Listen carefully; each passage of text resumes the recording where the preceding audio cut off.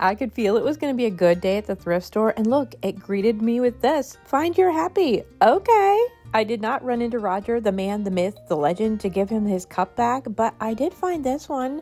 Enjoy every moment. That's always a good idea. I did find this amazing handmade pottery, but the prices, they were just a little high even for handmade. What a blast from the past. I used to drink out of these every night at my family dinner table. And if it had been fall, I probably would have picked up this arrangement and these choir boys. Oh my gosh, so cute. They were a music box. These were happy. I mean, how can you not find your happy with these guys? This is brass and it's for photos, but I see a project there. I kind of love this outdoor lamp, but I did end up leaving it behind. And I just love this pedestal. Not vintage, but it looks it. Sometimes you just find things that inspire you. Like this little mirror.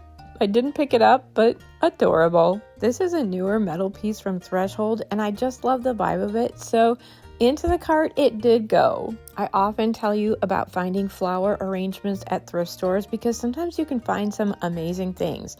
This piece I did bring home, but I feel like there's about 8 different projects in there because to me that's a little too eclectic, but we could have some fun with all the pieces. And this guy, he was hiding right behind it, so yeah, he had to come home. This milk glass was chipped, but I just loved this black with gold flowered goodness. I know it's newer, but I think it's gonna find a place in my house somewhere. Also last week, some of you chastised me for not picking up something just because it wasn't vintage, and you guys said screw vintage.